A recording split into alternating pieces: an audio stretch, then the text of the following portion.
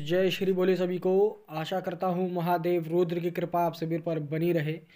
दोस्तों, आज मैं आप लोगों को एक ऐसी साधना के विषय में जानकारी और मंत्र विधान दूंगा जिसे हर एक पहुंचा हुआ साधक और पहुंचा हुआ तांत्रिक करने का इच्छुक होता है। हालांकि बहुत से तांत्रिकों के पास इसके मंत्र होते हैं, पर वो पूर्ण जागृत नहीं होते हैं और पूर्ण स्थायी मंत्र नहीं होते हैं जो एक तरीके से सिद्धि को जागृत कर सके, सिद्धि को आकर्षित कर सके, सिद्धि को प्रत्यक्ष रूप में लाकर उनसे बात कर सके। उनके पास जो भी मंत्र होते हैं वो गुरुमुखी होते हैं, जिसके चलते हुए वो सिद्धि उन्हें प्राप्त हो जाती है अदृश्य रूप में। पर जो कलवा वीर की जो एक प्रत्यक्ष साधना होती है, ये बहुत कम लोगों के पास होती है और ये बहुत कम लोगों को ही सिद्ध होते हैं। अगर इनको आपने अदृश्य रूप में सिद्ध किया हुआ है और केवल इनका मंत्र कार्य करता है तो ये सिद्धि आपके लिए बिल्कुल भी मान्य नहीं है। क्योंकि जो कलवा वीर होता है, अगर उसकी प्रत्यक्ष सिद्धि ना की जाए तो वो विफल है कार्य करने में।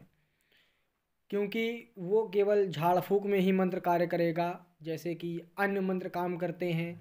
जैसे कि आपको पता ही है कि मैंने जितने भी सुरक्षा मंत्र डाल रखे हैं और जो शावर मंत्र मैंने भूत प्रेत हटाने वाले शावर मंत्र डाल रखे हैं, शक्ति बांधने वाले और भूत प्रेत बांधने वाले, उतारा करने वाले, जितने भी मंत्र मैंने डाल रखे हैं, तो उसी प्रकार से ये भी मंत्र लोगों के कार्य करते हैं और उनके अंदर भ्रांति होती है कि उनके पास कलवा वीर की सिद्धि है।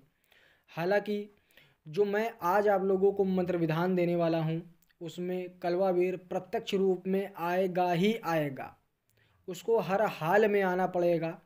पर दोस्तों, एक चीज़ का आप हमेशा ध्यान रखिएगा कि जब ये अगर आप सिद्धि करने के लिए बैठें तो बहुत ही सावधानी पूर्वक इसकी साधना करें, गुरु के सानिध्य में करें, सुरक्षा घेरे के साथ करें, सुरक्षा मंत्र के साथ करें और अपने ऊपर एक महाशक्ति महादेवी देवताओं की शक्ति की एक उपासना करके उनके ऊपर से अपने लिए कृपा ज़रूर प्राप्त करवाएं।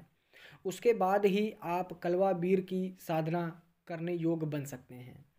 तो दोस्तों, ज़्यादा ना बातचीत करते हुए मैं आप लोगों को इसका पहले विधान बता देता हूँ कि विधान किस प्रकार से है। पर इससे पहले थोड़ी सी जानकारी मैं आप लोगों को दे देता हूँ कि कलवा वीर सटकर्म करने में बहुत तेज कार्य करता है, बहुत तीक्ष्ण रूप से कार्य करता है। कलवा वीर, आप ये मान के चलिए कि किसी भी देवी देवता के मंदिर में जाकर अंदर घुस कर के उनसे, जैसे कोई साधक होता है, किसी साधक के आप वार कर रहे हो या किसी तांत्रिक के ऊपर वार कर रहे हो या कुछ ऐसी क्रियाएं कर रहे हो जो शक्ति को आपको मंदिर में भेजना होता है या फिर शमशान में भेजना होता है या कब्रिस्तान में भेजना होता है या किसी देवी देवता को काटने के लिए, किसी देवी देवता के ऊपर उसको पलटवार करने के लिए आप भेज रहे हो, तो कलवा वीर को आप रोक नहीं सकते हैं। क्योंकि उसको माँ भगवती का आशीर्वाद होता है, उसको माँ भगवती का एक आशीर्वाद प्रदान है कि वो किसी भी घड़ी, किसी भी क्षण और किसी भी जगह जाने में सक्षम है। कहीं भी वो किसी भी तरीके की पाबंदी उसके ऊपर लागू नहीं होती है। जैसे कि आप सिद्धियों को पानी के अंदर नहीं भेज सकते हैं, जैसे हनुमान जी को आप शमशान में या दरिद्रता वाली जगह पे नहीं भेज सकते हैं, वैसे ही हर एक, जैसे जिन्न हैं, जिन्न को आप मांस मदिरा की जैसे शमशान में है, शमशान में नहीं भेज सकते हैं।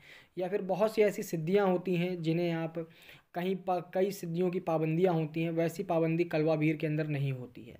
क्योंकि वो एक स्वयं छोटे बच्चे के स्वरूप में होता है और छोटे बच्चे सभी को प्रिय होते हैं और इनकी सारी गलतियां देवी देवताओं द्वारा ही माफ़ की जाती है। और आप लोग समझते ही होंगे कि छोटे बच्चों की जिस तरीके से भौतिक जगत में छोटे बच्चों की हर प्रकार की गलतियों को या फिर जानबूझ के की गई शरारतों को भी बड़े बुजुर्ग माफ़ कर देते हैं, वैसे ही देवी देवता भी जो हैं कलवा वीर को भी एक तरीके से एक बच्चे के स्वरूप में ही देखते हैं।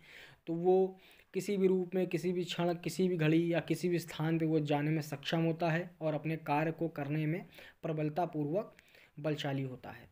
तो दोस्तों, सबसे पहले आप इसका विधान जान लीजिए कि ये किस प्रकार से सिद्ध किया जाता है। दोस्तों, हालांकि इसकी 3 चरण में इसकी साधना होती है। एक जो प्रत्यक्षीकरण साधना होती है वो पूर्ण रूप से 41 दिन की मानी गई है, और 41 दिन आपको जो मंत्र मैं स्क्रीन पर दे रखा हूँ उसको आपको 108 बार शमशान में जा कर के दक्षिण दिशा का मुख करके चौमुखा तेल का दीपक जला करके लौंग कपूर बतासा रख करके और एक कटोरी में मुर्गे की कलेजी और शराब ऊपर से डाल करके और अगरबत्ती सुगंधित वाली और अपने ऊपर इत्र लगा करके और इत्र थोड़ा सा रुई में रख करके आपको उसका जाप करना पड़ेगा। वो भी स्फटिक माला से कर सकते हैं या फिर आप रुद्राक्ष की माला से कर सकते हैं। दोस्तों सर्वप्रथम मैंने ही आपको बता दिया था कि ये साधना थोड़ी सी खतरनाक है, तो अपने गुरु के सानिध्य में करें या फिर अपने सुरक्षा मंत्र और सुरक्षा घेरों को इतना तगड़ा करके जाएं कि उससे कोई चीज़ कटे नहीं। वैसे हालांकि कलवा वीर तो उसको काट ही देगा, क्योंकि जब वो अंदर आपके पास आएगा प्रत्यक्ष होगा तो वो सारे बंधन तोड़ देगा, सारे सुरक्षाएं काट करके ही प्रत्यक्ष होगा, तभी आपसे वो बात कर सकेगा। और उससे पहले अगर कोई शमशान की चीज़ें आएंगी तो वो गोले के बाहर ही रहेंगी, तो उसके लिए फिर आपको डरने की कोई आवश्यकता नहीं है। दिन आपका जो होगा वो शनिवार से आपको ये चीज़ से साधना चालू करनी है, अगर आपको पूर्ण प्रत्यक्षीकरण साधना चाहिए तो। और अगर इस मंत्र को केवल आपको सिद्ध करना है तो घर बैठे भी सिद्ध कर सकते हैं। इसकी 11 दिनों की साधना है। इसको जो मंत्र दिया जा चुका है उस मंत्र को आपको 11 दिन एक माला का जाप आपको करना है और रोज़ 11 आहुति आपको डालते चलना है।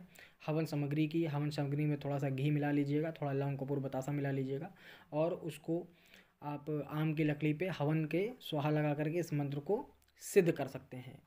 इसको जो घर पे बैठ कर के लोग सिद्ध करना चाहते हैं तो उसमें भी कलवा वीर आ कर के आपको स्वप्न के माध्यम से भी दर्शन दे सकते हैं, आपको अनुभूति करा सकते हैं। और अगर प्रत्यक्षी करना चाहिए तो 41 दिन की आपको साधना शमशान में करनी पड़ेगी। तो दोस्तों ये जो मैंने आपको साधना दी है आज, वो इतनी प्रचंड है, इतनी खतरनाक है, क्योंकि इसमें जो आवाहन हुआ है, मैं आप लोगों को मंत्र पढ़ के सुना देता हूँ एक बार। भैंसासुर के इमली अलग विलग गए डार, ऊपर मोती कर है नीचे कर भैंसासुर रखवार। वो भैंसा ना जानिए जो जोते तेली कतार, 12 माटी मद पिए 16 बकरा खाए। इतने में ना माने तो खेत के भूते खाए, खेते उड़ना खेते दसना, खेते करे आहार। जय दिन कलवा भूत ना पावे तो दिन करे उपवास, पकड़ भूत पछाड़ दे तब घोड़े तले दावे।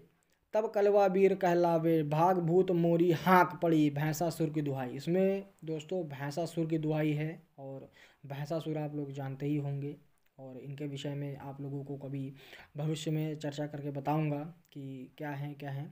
तो उनकी दुहाई लगी है और इनके ही कहने पे ये चलते हैं, इनके ही कहने पे आते हैं, इनके कहने पे ही अपने आप को स्तंभित करते हैं, अपने आप को एक कंट्रोल में लाते हैं। तो ये मान के चलिए कि ये जो साधना है बड़ी ही तीक्ष्ण रूप की साधना है, बड़ी खतरनाक साधना है, तो सोच समझ करके करिएगा। हालांकि मैंने तो आप लोगों को सिर्फ जानकारी दी है और बाकी आप अपनी सावधानी पूर्वक इस साधना को अंजाम दे सकते हैं। वीडियो अच्छा लगा हो तो वीडियो को लाइक करिएगा, चैनल पर नए हैं तो चैनल को सब्सक्राइब ज़रूर करिएगा। तब तक के लिए जय श्री बोले आदेश।